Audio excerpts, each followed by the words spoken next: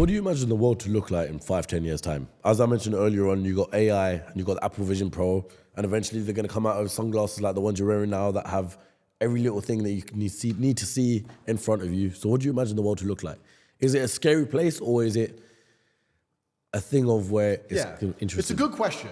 And I'm going to tell people how I came to my answer. I think the best way to predict the future is to study history. I believe in times of old, let's go back the last 3,000 years. If you were a king, your life was pretty good.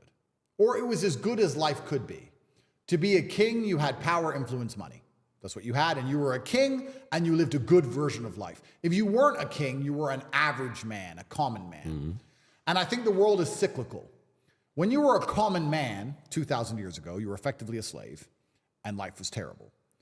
And then that was the same all the way up to perhaps the 1930s, 1940s. Being a common man was pretty terrible.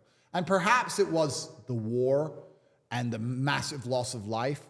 Perhaps it was something else, I'm not sure. But I kind of feel like there was a golden period between in the 50s to 60s to 70s to 80s, maybe even the 90s, where being a normal, hardworking man, because life is cyclical, went from being a terrible existence to quite a good existence. In the 60s, you could be a normal man who worked in a factory, an unskilled labor job, and with one wage, you could afford a house, you could afford a car, you could afford to raise a family, your children would not be taught garbage in school, your wife would respect you, you'd have a home-cooked meal. Times were good. Times were good. All the things I said about playing Uno earlier in Hyperbole are true. What matters most? Your wife loves you, you're respected as the breadwinner, your kids respect you, they listen to you, your house is clean, your house is safe, your car works, your life is good.